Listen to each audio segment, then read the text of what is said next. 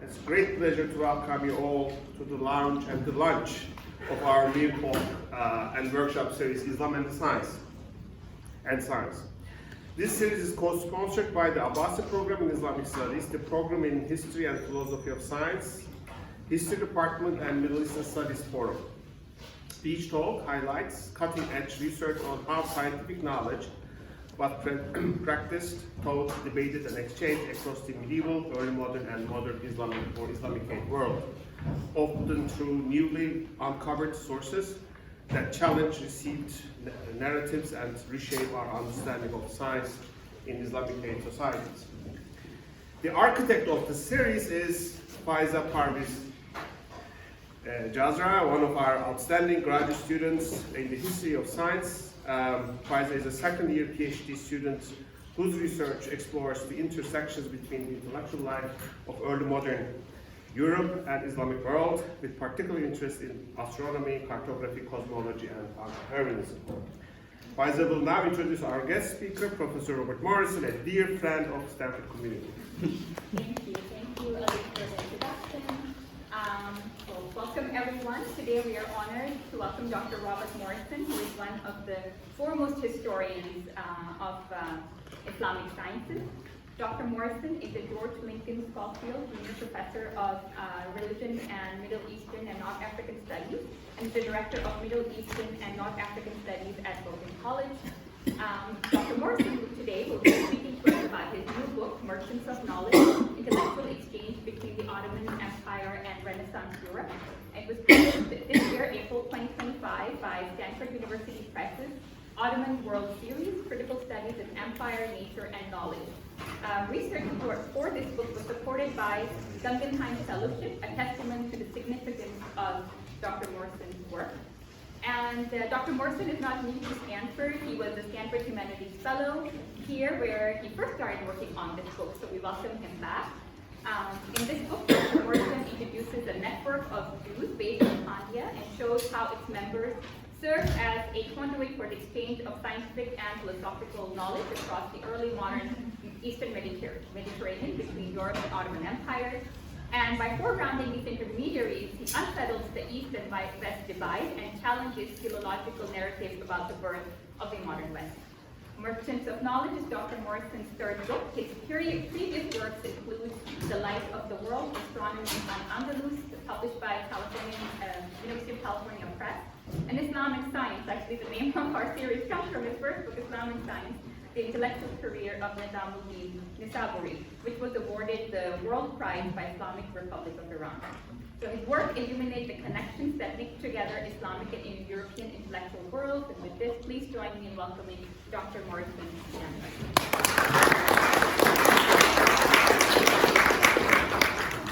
Thank you, Faiza. I feel so fortunate that Stanford University has supported my work for over a decade now, with a fellowship, as you heard, at the Humanities Center, with invitations to participate in conferences, and most recently, of course, by publishing Merchants of Knowledge. Let me begin by describing my motivations for the project. For several decades, historians of science have been aware of similarities between astronomy and Islamic societies and Copernicus's work. The possibility that trans-regional exchange with Islamic societies contributed to Copernicus's theories was first considered by historians in the 1950s. At the beginning of this millennium, the eminent general historian of astronomy, John Worth, concluded that, and I quote, "It is hardly possible to doubt that Copernicus was aware of some text or another in which they, without the Islamic theories, were found." That's me going into Copernicus's house in Poland, bringing nothing. Advanced Islamic geostatic models can easily be transformed mathematically to heliostatic models. Merchants of Knowledge began as my attempt to answer the question of how Copernicus got the information he needed. Copernicus did not cite a single source that was composed within 200 years of his own lifetime, and he never traveled to an Islamic society nor read an Islamic language. Thus, we still don't know with whom Copernicus spoke, but I do name a primary intermediary in merchants of knowledge. He and other intermediaries are the merchants of knowledge. Who were they? They were a trans-regional network of Jewish scholars who knew each other and came from families that engaged in commerce that bridged the Ottoman Empire, that's Istanbul or Constantinople, Padua, which is on Crete, and the Mamlūk, which is right there.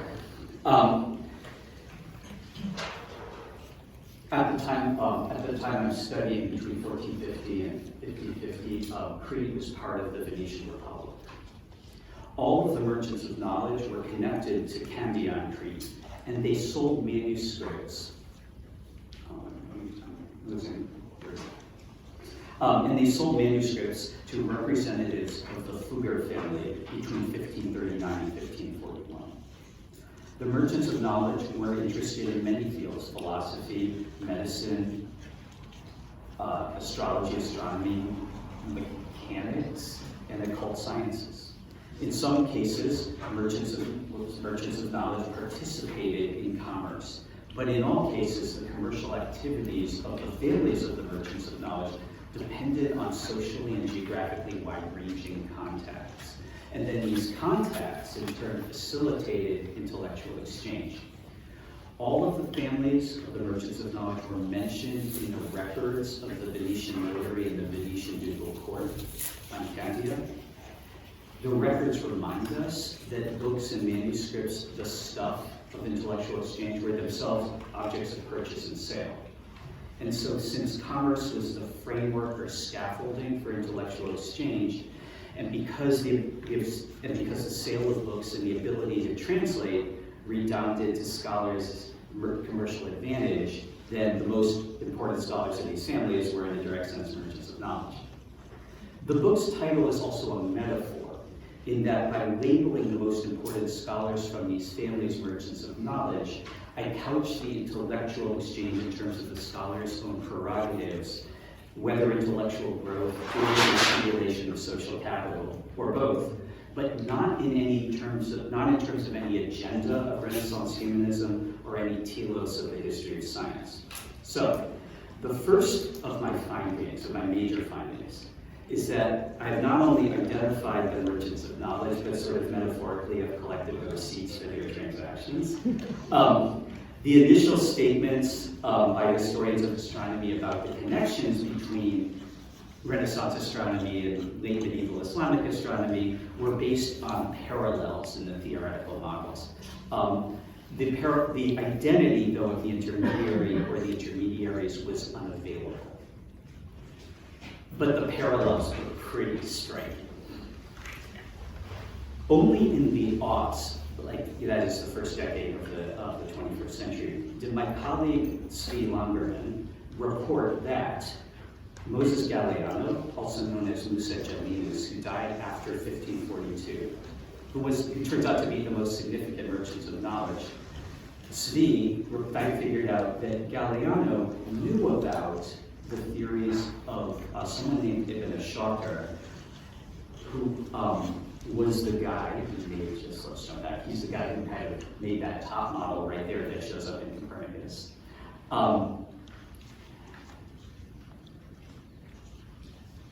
And that Zvi also found out that Galeano or Jalinus visited Venice around 1500.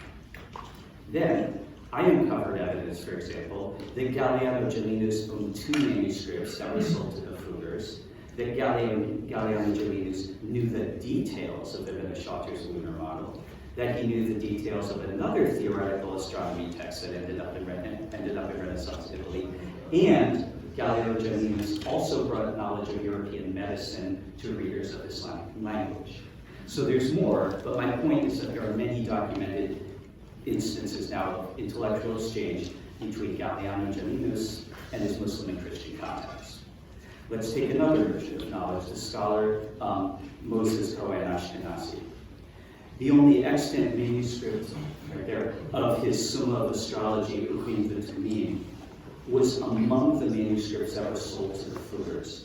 by comparing and contrasting the context of Yu'lin Vatumi with astrology texts in both Hebrew and Ottoman Turkish, I corroborated Cohen Ashkenazi's references to Turkish-speaking informants. Cohen Ashkenazi also participated in a debate about metempsychosis, transmigration of souls, with other merchants of knowledge, and his record of the debate was sold to the Fluggers.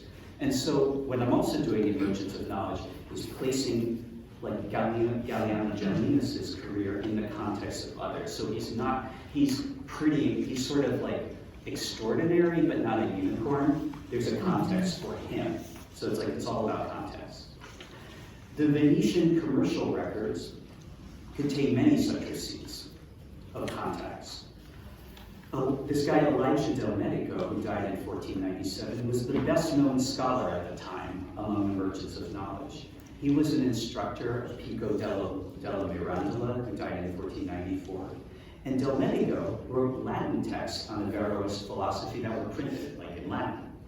The Renaissance humanist Marsilio Ficino, who died in 1499, witnessed Del Medico's debating prowess, where he basically schooled Pico. Yeah, I'm not playing this. Okay. Del Medico also composed Hebrew versions of his Latin works for his Jewish readers.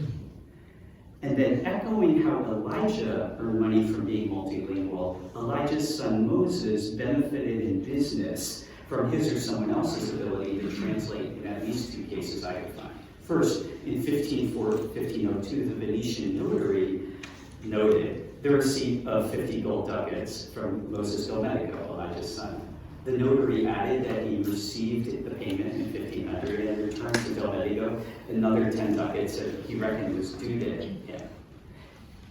From a marginal notation in the Venetian records, we learned that a letter of exchange, which was a way to draw on deposits in a distant bank for that sum, was sent from Constantinople and remitted in Canada. So what does this mean? It means that Moses wrote the letter in Latin or Italian, which would be interesting, or a Hebrew letter was translated for the Venetians, which means somehow someone's being multilingual. Second, in 1541, we find correspondence from Moses Del Medico in Hebrew, where he's writing from Damietta, which is kind of English or Italian, for Dumyat, which is a town in Egypt. And Moses is traveling back to Candia, and he said that he's received 50 ox skins, but has not yet received the expected shipment of wine in return. So the thing is, this Hebrew letter is getting into the Venetian archives, but someone's got to translate it for the Venetians so they know what they're writing, or it's going to be like, when people get tattoos, they recognize, they regret later because it's in a language they don't know. Okay. So you know somebody's translated.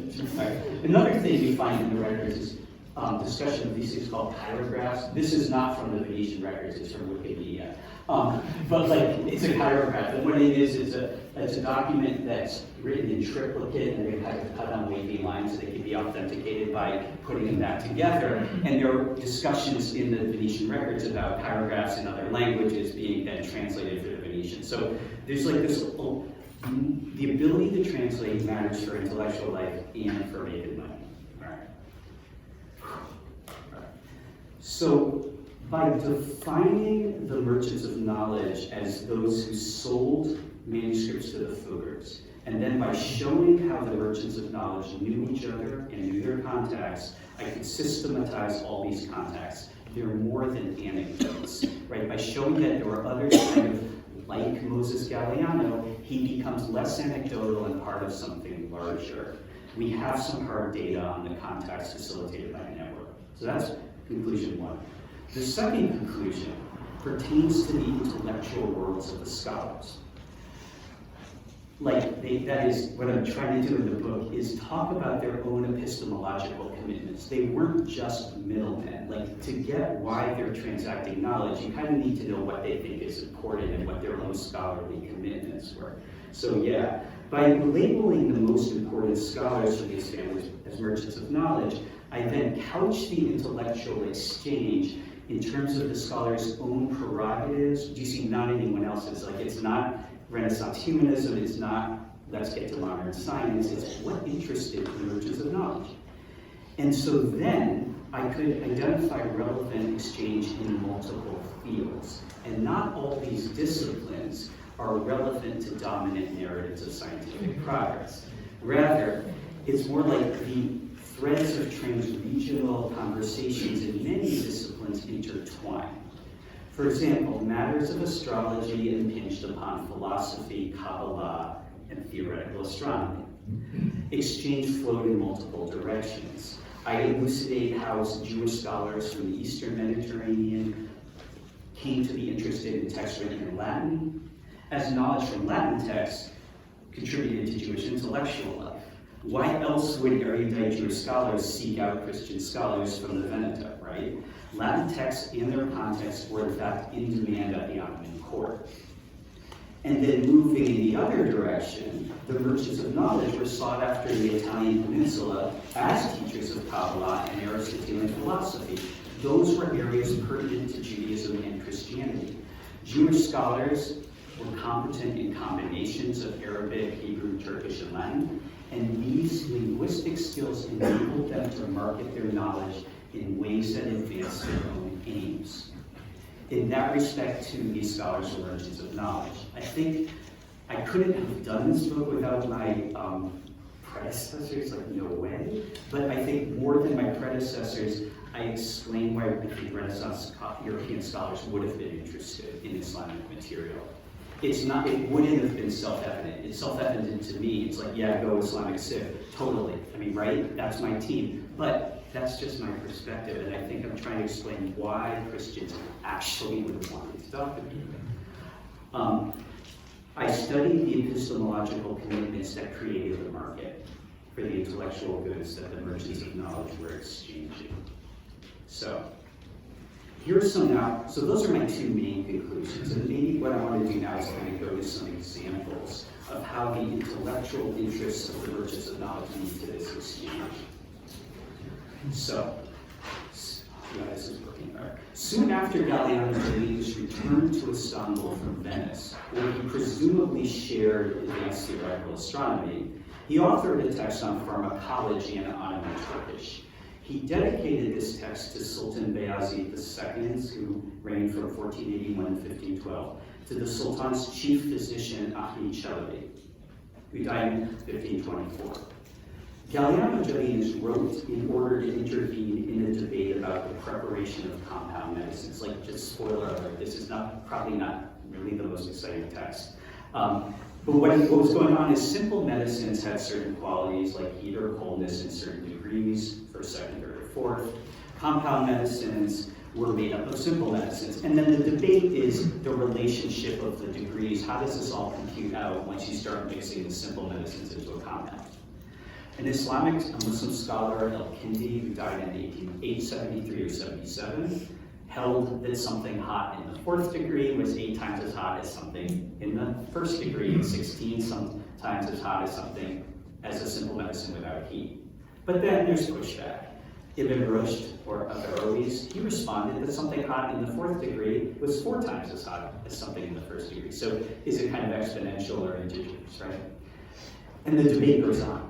But what is interesting about this text, what I think is super interesting about this text, is again, it's obviously not in Turkish. And what happens is that Galliano cites Arnaldo de Villanova theory that, he was a physician who wrote in Latin, and he's died in 1311, that 1 gram kind of a unit of medicine, I'm supposed to get back here, that's hot in the fourth degree is equivalent to 1.5 grams of medicine that's hot in the third degree, and to 2 grams of medicine hot in the second degree. So Arnaldo, and also his compatriot Bernard de Borda, who's referenced right there, they had their own theories about the relationship of the degrees, and what's really interesting is that now you've got Latin authors who write in Latin, who drew on older Islamic medical texts, get slotted back into a debate that's going on in the Ottoman Empire.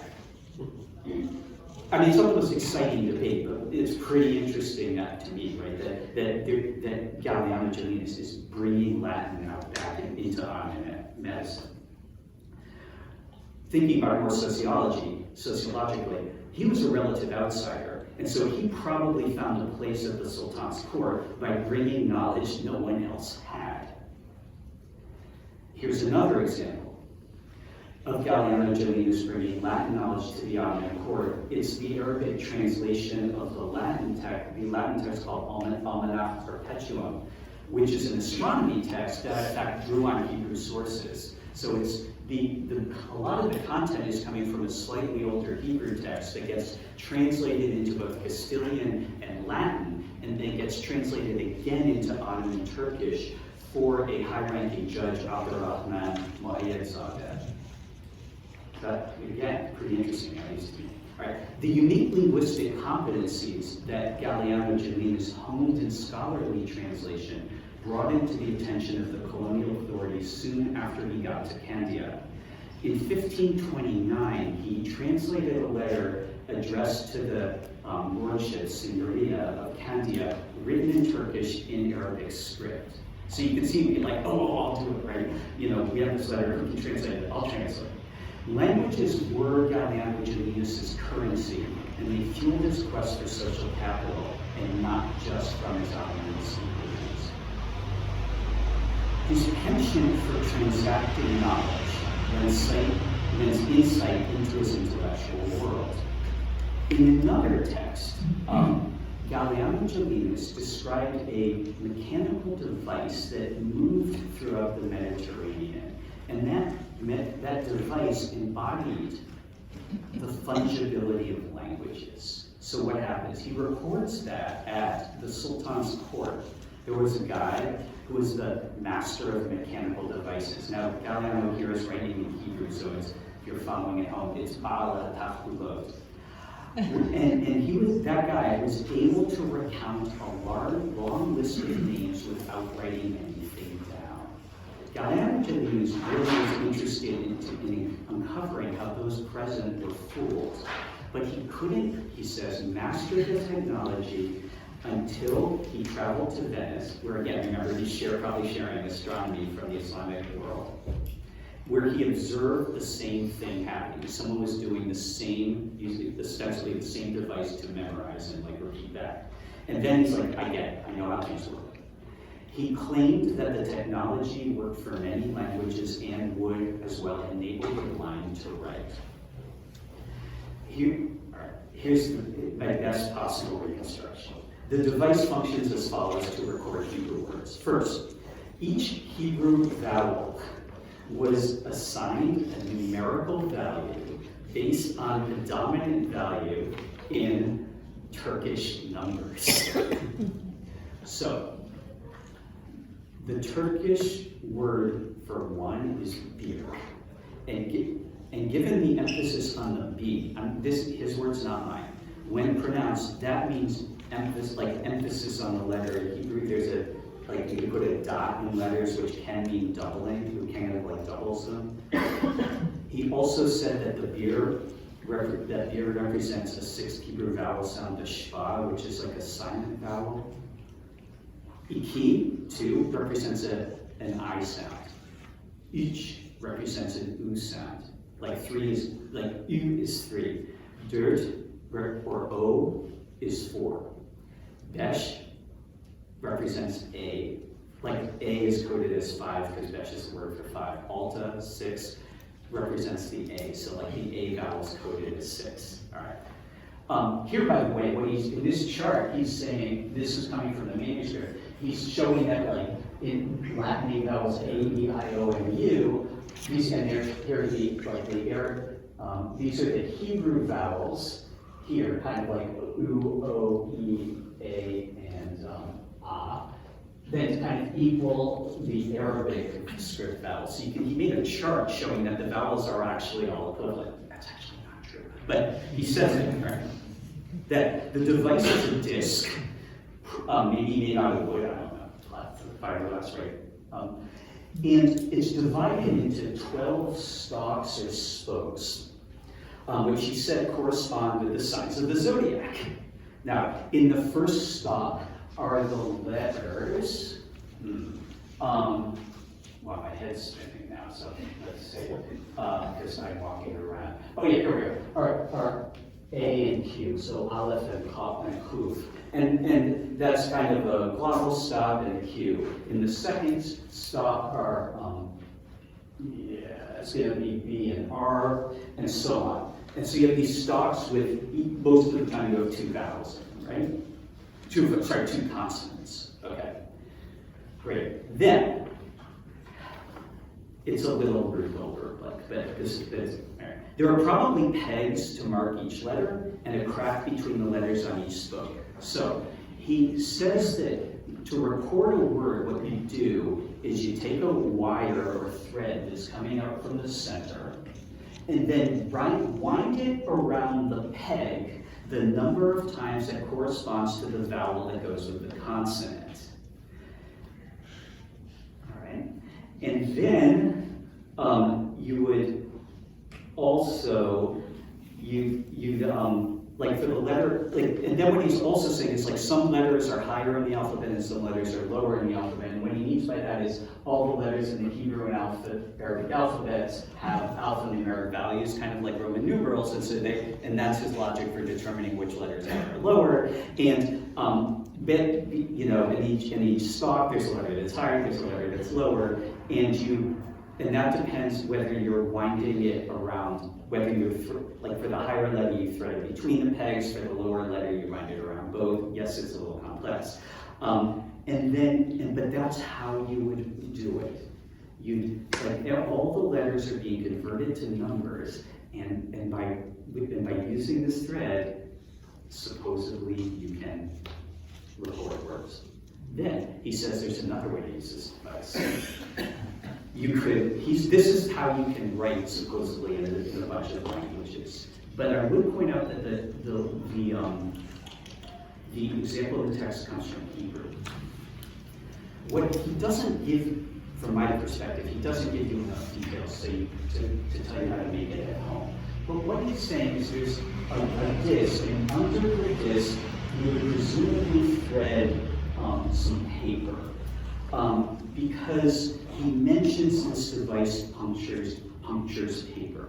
He describes it in an outer wheel with stalks and spaces, with 12, again, each corresponds to the zodiac, and then on each level, in each stalk, there are 2 letters, and to select the letter, you revolve the wheel. To select one letter, you keep it centered. To select the other letter, you shift it up. Because he said that a blind person can read with this device, somehow something's getting punctured or else blind people can't read. And then he's also saying that as the outer wheel revolves, an inner wheel revolves with it. And there are gears in this mechanism as he draws them. And so presumably as this whole, like the outer wheel revolves, the inner wheel's revolving with it. And then what you do is you revolve the inner wheel to get the right vowel that goes with the consonant. And then he's saying there's supposedly another wheel under the inner wheel, and I've represented it by this kind of cross here. Because what he's saying is this smaller wheel that's not visible on my chart indicates other interesting information. And because of the linguistic details provided by this wheel do not work for any other language besides Biblical Hebrew, I'm thinking he doesn't quite have this, right? He says, for example, that one could use this device with Indians, with Sanskrits, with like Devana, the Sanskrit alphabet. Like, okay, there are way more letters. I'm skeptical he ever actually saw that. So he may not have witnessed every application he says he does. But what's interesting about this device and what he says about it is, think about this. Given the importance of Kabbalah for the merchants of knowledge in their Christian context, given the interest of the Ottoman sultans in lettrism, al-Haruf, and astrology, and the division of the wheel to correspond numerically to the cosmos, he must have been concerned above all with demonstrating that all languages partake of a shared underlying mathematical reality. And that's also part of his intellectual world. So let's conclude. The connections of the engendered by the merchants of knowledge have become as worthy of study as the entities they connect. Without understanding their own intellectual production, in which material from Hebrew, Arabic, Latin, and Turkish texts was hybridized in varying proportions, we would not fully grasp how the exchange occurred. It's obvious that the merchant of knowledge's linguistic abilities enabled them to traverse and puncture geographic and disciplinary boundaries and create their own distinctive culture. By exposing this wide-ranging intellectual and commercial exchange, they rebut the presumption of a clean division between the intellectual life of Renaissance Europe and Islamic societies, which is a corollary of the idea fixe that the Renaissance marked the birth of modern Europe. The merchants of knowledge belonged to families that were heavily taxed, and they lacked the citizenship status of their Muslim and Christian contacts. The merchants of knowledge were not allowed to dwell permanently in the metropole Venice. But despite their peripheral status, European Renaissance and Ottoman intellectual history in the late 15th and early 16th centuries cannot be fully understood apart from the context they facilitated and the intellectual world that they created, because that was the context for these contexts. So, and everything about these contexts was contingent. Thank you. So I just wanted to say, first of all, congratulations. I think this book is such an incredible achievement. I have been looking forward to this longer than maybe most people here as a just rotating off member of the SUP board. So I'm really excited about it. And I think it's really a fascinating story. I also, it's sort of wonderful that Galeano was a Chomskyan 5 centuries before. I hadn't thought of that. Pretty striking. I wanted to ask you about in terms of the epistemic commitments of the merchants of knowledge. Can you kind of say something about how you might position them with regard to what are, kind of becoming the big questions like the nature of causation, what counts as a cause of an astronomical phenomenon, or I'll just put that one out. Yeah, thanks for that. If that's the big question, basically they're going to say causes exist.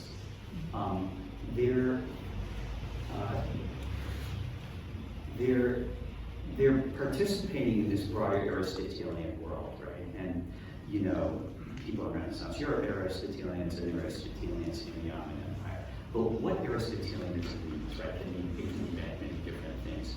The merchants of knowledge tend to mean like pretty close, much closer to Averroes.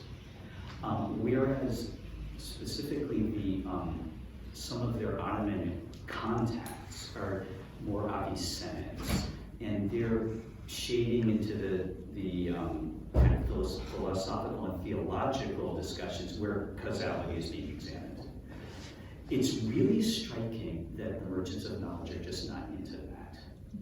I mean, and that I actually wrote it. Like, that's not a throwaway. Like, that actually was really surprising to me that they had, what's a good example? One of sort of a peripheral member of this network was really well connected at the Sultan's court, and he had unbelievable access, and yet he never cited. He wrote in Hebrew and never cited any Islamic philosophical source that wasn't translated into Hebrew. And whereas at the same time, he cited stuff that wasn't in Hebrew for other subjects. So it wasn't like he was all Hebrew all the time. It just was not part of their discourse, the critique of causality.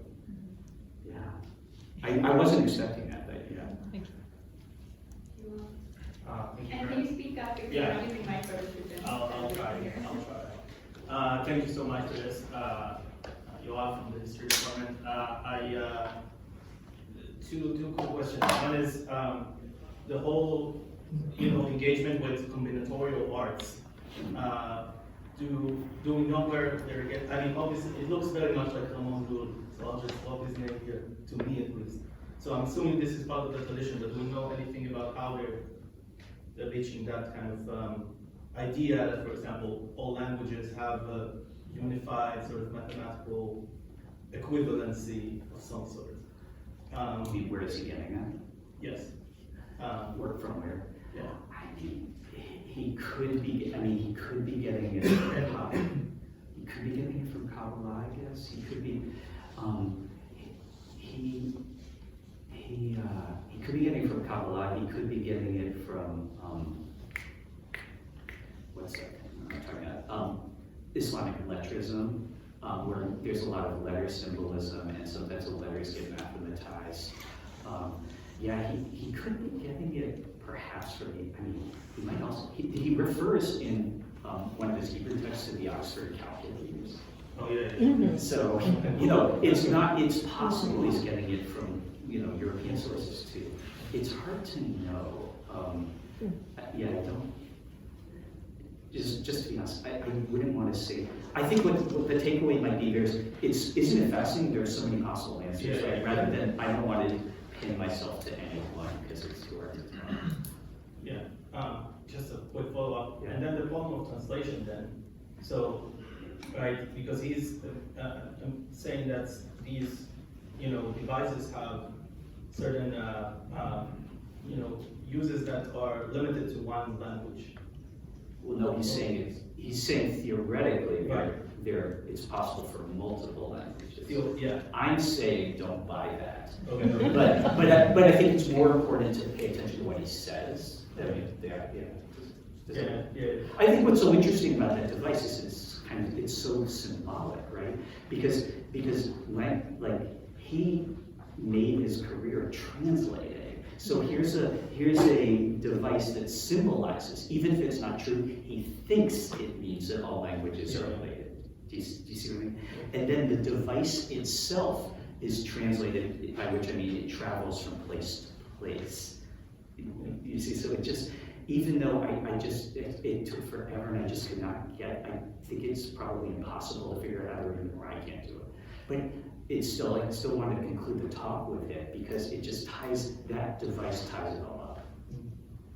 Right? And it comes after, and here's another, sorry, I just want to leave this. It comes, that whole exchangey thing probably comes after he passed the Ibn Shatir, like the key material for Copernicus. That's probably after that. So that just goes to show that he's just as into this device that probably doesn't even work, so he says it, as advanced theoretical astronomy. I think that's important.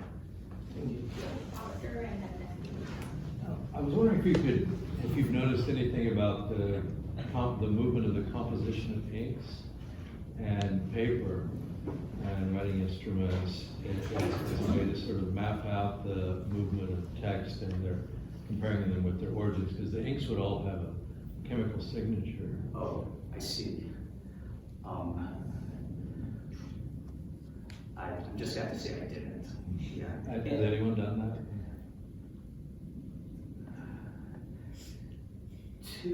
So has anyone done it? I presume, but I couldn't. Anybody?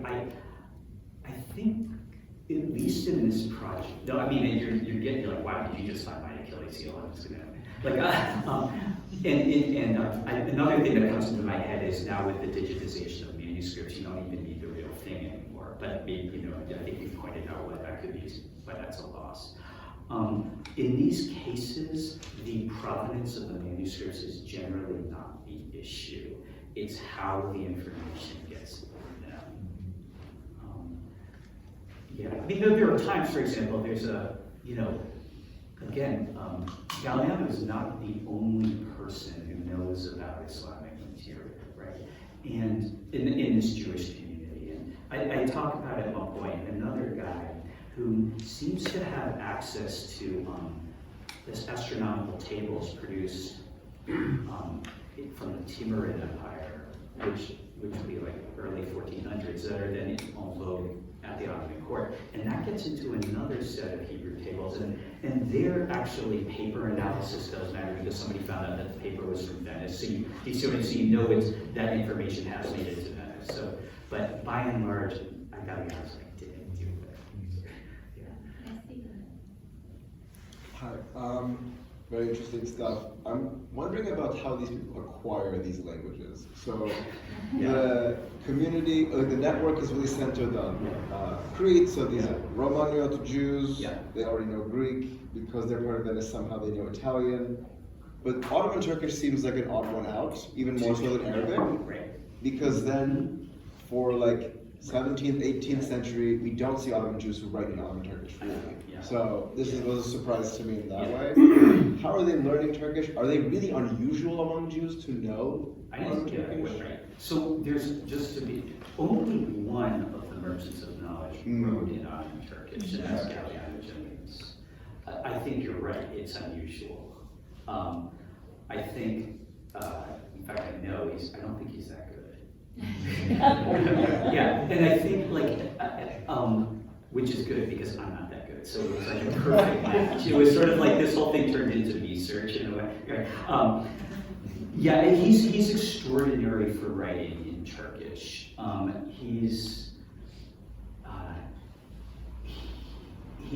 What's interesting, when he writes in Arabic, he also writes in Arabic and Arabic script, which most Jews who write in Arabic don't do. And that stands out. There are others in the network who can access Arabic. And that's one reason Jews were very popular intermediaries in Renaissance Europe. They have these language skills that Christians wouldn't, or that unless they were converts to Christianity for Judaism. Right? So a lot of Jews kind of go into an Arabic text, but Galliano is writing in Arabic, and again, it's not. In some of them, he's not that good, but he gets better. This text, for example, is way better than an earlier text you wrote in Arabic. So you can see his learning curve. It is extraordinary. And although they spoke Greek, they don't write in Greek, as far as I know. Most Jews of this community, the Romanian community, write in Hebrew. And you wonder, and this is a translation from Latin into Arabic, and there's a scholar from Barcelona did a dissertation on this text, and she found that, I'm going to accept the findings, that he leans on the Hebrew antecedents a lot to produce the Arabic, which is not entirely. So he has the Latin, but he uses the Hebrew as a crutch. So my suspicion is his Latin wasn't amazing, which again, great project for me, right?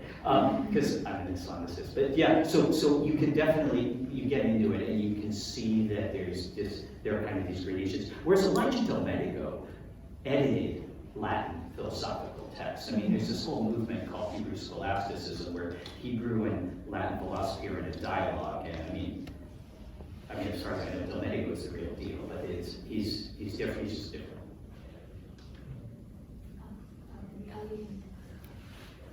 Okay. Again, congratulations for the book, and I also would like to congratulate Joel Marker, and I will ask about a question about this market, because Joel Marker, economist, he got the Nobel Prize yesterday in economics, and his main thing is markets of knowledge, right? How 18th century people of technology and people of science competed, in the 18th century European market sphere. And your title is Merchants of Knowledge, and you talked about this open network. It's not compared with other network studies of Sab-Aslanian and Goldberg. Would you like to talk more about this market? What kind of market? What are the competitors? Who are the patrons? Obviously, there's sultans and everything, and some courts. But can you give us some taste about that? 16th century market of knowledge, where this Jewish family. I could try. So again, I'm not an economic. I'm the guy who, my class on Islam is called Islam, right? So I'm not always that good at titles. And when I got to Merchants of Knowledge, I was But no, I think it's not, I'm being serious, but seriously, there was. And I think, so one realm of competitors are other Jews, right? And you can see this most in the greatest detail in the text, in Galeano's longest text, or most interesting one, Puzzles of Wisdom, where he's trashing on other Jews at Bayazid's court, and particularly physicians. Like, he's trying to debunk their cures. He's trying, there's this one-upsmanship going on. He's writing in Hebrew, right, in this text, and yet he's demystifying Ottoman military technology. So he's, what, right? Like, the Ottoman Empire's enemies are not going to read a Hebrew text. So why is he doing this? He's trying to show off how smart he is to other Jews, and I think that's part of it, right? Part of the dynamic is also the Romani-Sephardic dynamic in the Ottoman Empire at that time, right? Like, famously Bayazid supposedly invites all these Sephardic Jews in, and they get great jobs at the court. But Galeano's from Asia Minor, and it's like they want him too, and he's always saying, "I'm better than they are." I think another competitor are in a different area of exchange are Jews who converted to Christianity, because they're also well placed as intellectual intermediaries. And when I made that joke about hopefully it's a joke about Domenico at the Domenico Ficino debate, right? He's showing up he's showing up a Jew. He's just showing up also a Jew who converted and took the name like Flavius Mithridates, right? And that's like also part of the market competition there. I mean, and more generally, I think so those are the competitors, and what's the market? And I think the biggest market spheres are astrology, medicine, and to an extent, Averroism. But I mean, if you go back to economics, I think I quote Tony Grafton saying, astrology is the economics of the 15th century, right? And so better astrological knowledge has a real premium on it. And if you can access, the more texts you can access, the more, it's like a little bit like that. I say about time, so. Yeah. Thanks. Yeah, I changed my question after listening to Ali's question and your answer. Not least to say that I think philologists, should get a Nobel Prize as well. Because I was thinking in terms of the way you were reading the translation device, and do we read it as a symbolic thing that's claiming to do more than it kind of does technologically, which is sort of something that I felt like you were hinting at, or whether we read it as something that works technologically, but we don't have access to we don't have access to the manuscripts and the diagrams. And then I'm thinking that of course the astrolabes are around. Yeah, sure. And one would say, oh, the astrolabes are around everywhere at this point, but of course they're incredibly expensive things that are actually only available in certain specific, mostly court locations. Yeah. So, how do you fit the translation device into both the sort of market and interactions between courts and devices and display, and into sort of Ali's question about the market of knowledge in between the courts? I'm trying to do two things with the translation device. I think, as you're saying, it was real. I just don't think I think it's hard to reconstruct the reality based on, or I can't do it based on what I meant. But he no doubt it was real.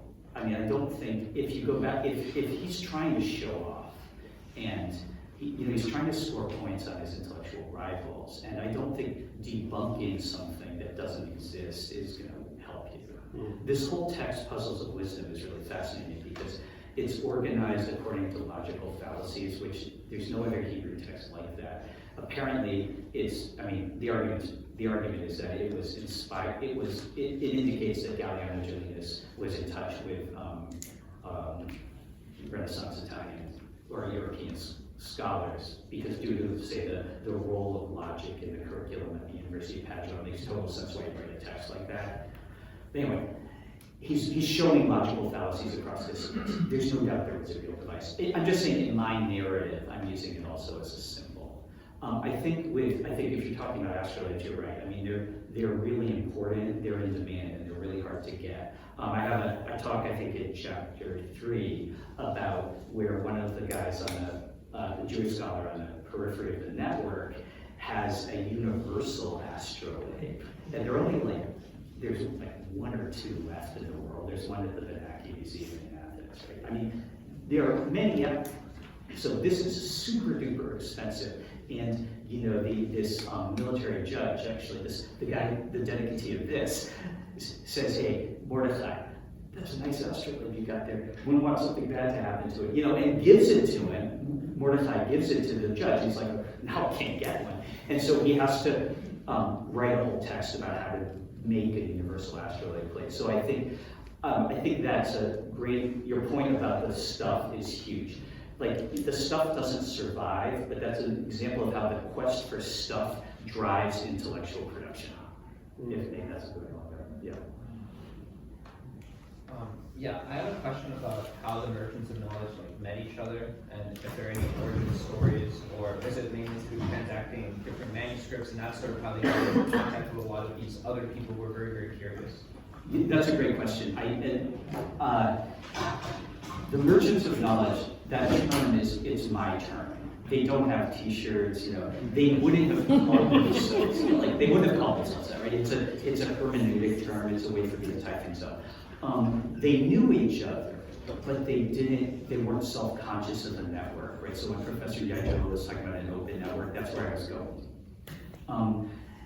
We don't know everything about the origin stories. And that's just the nature of the sources. You have instances like where, you know, one of them is a major is the guy who writes this. The guy who writes this shows up on Crete and gets into a back and forth about metempsychosis with a more established version of knowledge on Crete. So you know they knew each other. Was that the first time? I don't know. And so unfortunately, a lot of that's missing. It took a lot. It took a lot. In fact, it took someone else to figure out when Galliano Julian got to Crete. I mean, and would have met him. I didn't know that until I got someone else's dissertation. It's a really hard question. I was wondering if you considered any other labels, labels other than merchants of knowledge, and why did you end up picking this one? I know you mentioned kind of this, we shouldn't think about these people, these communities through a teleological lens. Yeah. But were there any labels, and how did this? Why did I come up with that? Yeah. Well,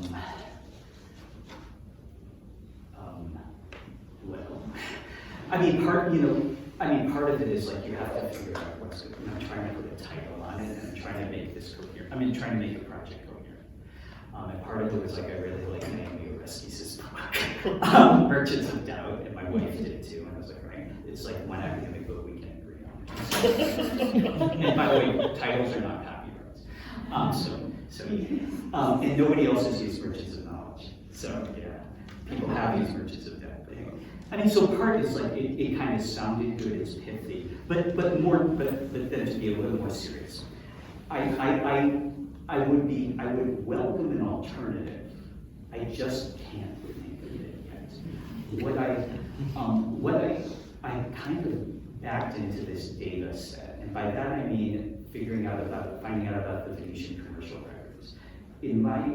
Never before had I gotten that much information about the day-to-day lives of scholars. It was just not available. In my 2 previous books, I would have killed for that kind of information, and you can't get it. And so, but I got it. And it was huge to me because it shows that that the contact, the cross-communal and even trans-regional contact is normal. But it's also in commerce. And so I saw that. But then I'm also thinking about what are their motivations for exchange? Because I think a weakness of earlier scholarship, I mean, and I am kind of going after my mentors, is that they saw the self-evident brilliance of Islamic and some Jewish material. They're like, of course, Europeans are gonna love this stuff. But that, I don't know. Like, yeah, I agree with it, but I don't think that's convincing anyone. I don't think that's reconstructing what actually happened. And so by, you know, I have the commercial material, and then I have, you know, the intellectual exchange, right? And then when you go back to like what Professor Key was saying about stuff and the rarity of stuff, books weren't as rare as astrolabes, but they were a lot more expensive than they are now. And then once you start thinking about manuscript sales as a type of, it's not just an intellectual exchange, there's something really valuable involved. In a way, like I can give a student a book and it's just not a big deal. I could buy a new one if I had to. Do you see what I mean? But giving a book away was, well, you'd sell it. Do you see what I mean? And so once you start to think about about books as a commercial object, that's where I sort of like, hey, this is a pretty good title. Yeah, I mean, So it was kind of shaped by the sources available as well. I think so too, yeah. I will be taking more with Paula and Please. This is such a treat. Thank you, Robert, so much for all of this. I think, like a number of people in the room, I'm obsessed with, you know, the language device, and in part because I mean I was also thinking about the issue of the astrolabe as a model, but then of course I mean working on the period that starts, right? I basically start where you end, right? And then I found myself thinking too, and just thinking about the way people who've worked on, you know, history of instruments and inventions. I mean, so in many respects, it not only reminds me of the astrolabe, but it also reminds me of something that's going to emerge just beyond this, but also have this kind of ancient and medieval patina, because it's an old new project, the Renaissance Memory Theater. And when you look at that, you know, my instinct is to say that these are deliberately inscrutable instruments, right? In that respect, they deviate from the astrolabe, where in theory, if you had a good manual, we could, I mean, that's why we have modern manuals where we can kind of do this with our students. But, and so, because in the end, the real translation device is Galliano. And others like him, and it's not surprising that then externalizing it this way, sort of. So one thing that strikes me about that is that there is a deliberate, calculated inscrutability, so that may be going on, especially in that kind of genre of text also, right? Where it's a machine, but it's a paradox. It's going to reemerge in the 17th century with even more languages in the language arcs of people like Kircher, who are also reading back into this past. And then the other side of it is, I wonder when you were looking at, if you thought about thinking in relationship to where the conversations about ciphers are going on, you know, where are they at this point? Because that's also, again, a kind of long story about language that keeps being reinvented, and often in very both practical and theoretical context. So it's a great merchants of knowledge subject as well, you know, that can have math or not have math, but often does. And Venice is the epicenter of one community that does this a lot, you know.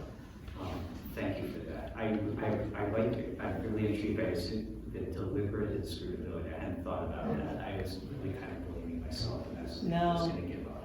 I mean, and someone pointed out at a talk I gave that the Hebrew, like I knew it, but I didn't put it together. Like some of the Hebrew stuff is so in the weeds, and you see only in Bibles. Like, who's writing that anymore? You know, and so in a way, I was like, there's something behind this. Although, and you know, some of the other things he debunks, he seems actually to debunk it, like the Turkish Ottoman military technology. I'm not saying it's actually true, but I don't. So it's intriguing that there could be deliberate inscrutability, but it's selective. No, it's a possibility. No, it's totally a possibility, because you wouldn't be deliberately inscrutable if you're putting down competing positions. You say, no, these guys are wrong, and this is why, and I'm right. But with the language, I could see it. Yeah, that's really interesting. I gotta say, I didn't get, because of the way I defined the project, ciphers didn't come up. I'm not saying it's not relevant. I was going by what's in the text. Do you see? Yeah. I'm not saying, no, it's like totally. Yeah, no, I didn't mean nothing, I just am wondering, It's partly because it's a puzzle. No, I read it, yeah, because like, and it's all, then it gets all numerical. No, I totally see what you're saying. It didn't come up in Puzzles of Wisdom, the ciphers. But it doesn't mean it's not going on, it just means it's not in the network. And that's always my caveat. There's all this other stuff going on, right? You've got to keep it to 300 pages, and yeah, you see what I'm, right, and you've got to cut it off. But yeah, ciphers, yeah, sure. If we have time, we'll take one and then. Thank you so much for the talk. Yeah. My question is actually connecting what you were just talking about with Ali's question, is how much of an analogy can you draw for the historical role played by the merchants of knowledge and, well, the merchants of money, like the actual merchants, who often I assume are the same people? Is that there's this narrative in the financial history of early modern Europe that all these Jewish merchants who were expropriated so often that they created all these financial innovations like the letters of exchange, so that they could escape expropriation. And the power that this granted the merchant communities led to states having more open financial markets because of geopolitical competition to have to compete for these resources.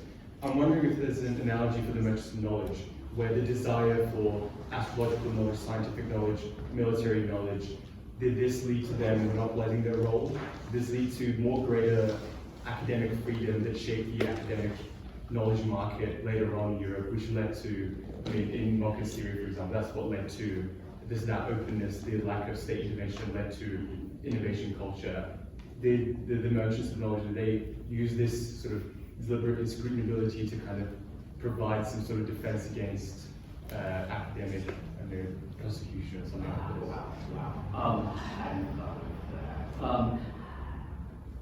I would say, I can say for sure that the merchants of knowledge are facilitated by expulsion and expropriation, for sure.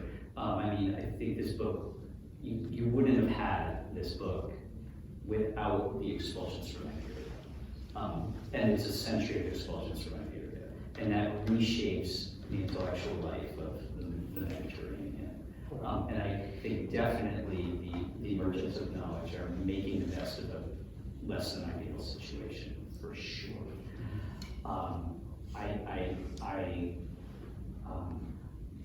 I think that as well, I hopefully have paid some attention to like their own intellectual world, and it's a world that hasn't gotten a lot of attention. I'm not the only one. I mean, really, there are other people who work on Romani Jews, but they're really understudied compared to Sephardic Jews, and they've created this world that's sort of hybrid, but it's also real. Do you see? Right? It's not just a blend. It's like now it's its own thing, and I find that really inspiring. I think like they're taking whatever their own circumstances and they're just going with it. Whether they're contributing, I'm a little hesitant. I mean, I just don't have the information to say whether they're contributing financial innovations to the early modern world. I'm not seeing it, but that doesn't mean it didn't happen. Yeah, I just have to. I'm not an economic historian. It's like you maybe take someone else and like, oh yeah, you missed it, but